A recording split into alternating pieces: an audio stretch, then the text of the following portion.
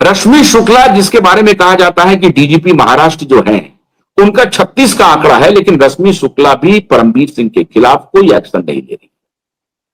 उसका कारण यह है कि रश्मि शुक्ला भी कैरियरिस्ट ऑफिसर है। उनको मालूम है कि परमबीर सिंह के खिलाफ मोर्चाबंदी करने से हमें लाभ नहीं होगा, क्योंकि परमबीर सिंह के तार बहुत गहरे जुड़े हुए हैं। तो रश्मि शुक्ला भी परमबीर सिंह के खिलाफ कोई एक्शन नहीं ले रही।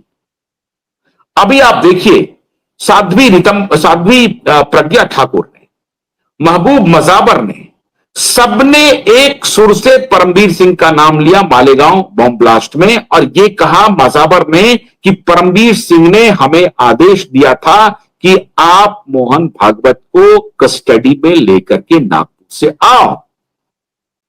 अब इससे बड़ा टेस्टिमोनियल तो नहीं हो सकता है। मजाबर कह रहे हैं, और मजाबर की स्थिति देखिए क्या है। मजाबर का पेंशन जो 70, 80, 90 हजार के आसपास होना चाहिए था आज की तारीख में, उस मजाबर जो एटीएस का अधिकारी है, जिसने पहली बार मुंह खोला आकर के जब ये मालेगांव ब्लास्ट का वर्डिक्ट आया, मजाबर ने कहा कि मुझे 10,000 रुपए पेंशन मिल रहे हैं, मात्र 10,000 रुपए। आप कल्पना कर सकते हैं मित्र, 10,000 रुपए पेंशन मिल रहे हैं, जिनको मिलना चाहिए था कितना, 70, 80, 90 हजार के आसपास। क्यों? कारण कौन है? कारण है परमबीर सिंह। मजाबर साफ साफ मुंह खोल रहे हैं कि परमबीर सिंह ने मुझे आदेश दिया हिंदू आतंकवाद की थ्योरी को स्टैब्लिश करने के लिए, और परमबीर सिंह ने कहा कि मोहन भागवत को गिरफ्तार करके लाओ, किसी भी सूरत में, जैसे भी तुमको लाना है लाओ, लेकिन मोहन भागवत को गिरफ्तार करके लाओ। लेकिन परमबीर सिंह के खिलाफ इतने बड़े टेस्टिमोनियल, साध्वी प्रज्ञा सिंह ठाकुर जो पूर्व सांसद रह चुकी है, वो साध्वी प्रज्ञा सिंह ठाकुर साफ नाम ले रही है कि परमबीर सिंह ने मेरे साथ क्या क्या कृत्य किया, लेकिन रश्मि शुक्ला एक कदम नहीं उठा रही परमबीर सिंह के खिलाफ, एक कदम नहीं। रश्मि शुक्ला को कोई लेना देना नहीं है परमबीर सिंह से, उनको अपने कैरियर के प्रति चिंता है। इतना भ्रष्ट पुलिस ऑफिसर, इतना भ्रष्ट पुलिस ऑफिसर जो इतना बड़ा नंगा नाच कर रहा है, अपराध कर रहा है मुंबई में दिन रात, उस पुलिस ऑफिसर को रश्मि शुक्ला और उनकी पुलिस कुछ नहीं कर रही है, उनके खिलाफ कोई एक्शन नहीं ले रही, कोई एक्शन नहीं ले रही, उनको लेने की उनको आवश्यकता भी नहीं समझी जाती।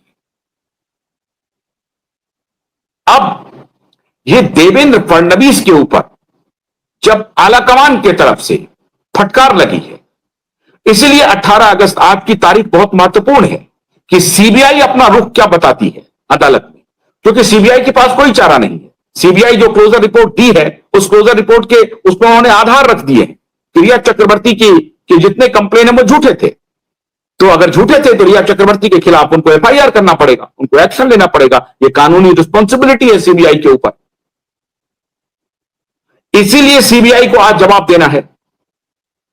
अब सबसे महत्वपूर्ण बात मित्रों यह है कि देवेंद्र फडणवीस क्या जवाब देते हैं, उनकी पुलिस क्या जवाब देती है, वो क्या कह रही है, कुछ नहीं, उनके तरफ से अभी तक कोई बात सामने नहीं आई। इसलिए मित्रों, देवेंद्र फडणवीस की भूमिका बहुत महत्वपूर्ण रहने वाली है, और मैं देवेंद्र फडणवीस के ऊपर लगातार सवाल उठा रहा हूं कि अगर रिया चक्रवर्ती के खिलाफ एफआईआर नहीं होता है, देव ठाकरे के खिलाफ एफआईआर नहीं होता है, तो ये रिस्पॉन्सिबिलिटी अंततः देवेंद्र फडणवीस पर जाकर के शिफ्ट होगी। और ये पूरी जिम्मेदारी से कह रहा हूं, ये यूं ही नहीं कह रहा हूं, कि पूरी जिम्मेदारी से कह रहा हूं कि अंततः जिम्मेदारी सरकार को लेनी पड़ेगी। सरकार को देखना पड़ेगा कि हमारी पुलिस कहां नाकामयाब हुई, हमारी पुलिस कोई जानकारी क्यों नहीं ले सकी, हमारी पुलिस इस मुद्दे को आगे क्यों नहीं बढ़ा सकी, गुनहगार को जेल क्यों नहीं भेज सकी। तो अभी भी हम लोग इंतजार कर रहे हैं मित्रों, हमें उम्मीद है कि थोड़ा और वक्त लगेगा, हम इंतजार कर रहे हैं। जैसे ही वहां से खबर आएगी, आदित्य ठाकरे की जो कहानी है कि आदित्य ठाकरे अब बचने के लिए अब वो फिर से पलटी मार करके वो कांग्रेस के खेमे में चला गया, और उनका जो मैनेजमेंट है वो पूरी तरह से फेल हो चुका है। अब उनका मैनेजमेंट काम नहीं करने वाला है, यह बात आप पक्की तौर पे मान के चलिए।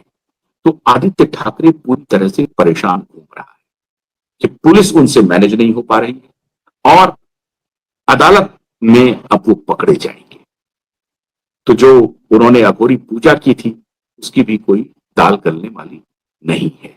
तो थोड़ा और इंतजार कीजिए, थोड़े समय के बाद जो भी अपडेट आएगा वो या तो हम आज बताएंगे या फिर हम कल आपको पूरे डिटेल के साथ बताएंगे कि अदालत में क्या क्या हुआ और इस एक्शन का क्या होगा। और अगर आज सुनवाई नहीं होती है तो वो भी बताएंगे।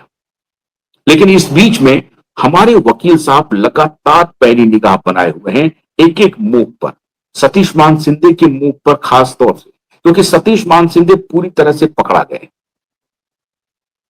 सतीश मान सिंधे ने ही यह खबर फैलाई थी कि क्लोजर रिपोर्ट आ गई है सुशांत सिंह के केस का। और सतीश मान सिंधे ने, मैंने कल आपको बताया था कि सतीश मान सिंधे ने यह कहा था कि हम कोई इस बात को नहीं जानते हैं कि दिशा की मृत्यु का संबंध सुशांत की मृत्यु से है। बड़ी चतुराई से वो इस सवाल से बचना चाह रहे थे। अब सतीश मान सिंधे भी पकड़ाएंगे कोर्ट में, सबका हाल होगा। तो अपडेट का इंतजार कीजिए, हम भी इंतजार कर रहे हैं। बहुत बहुत शुक्रिया, नमस्कार।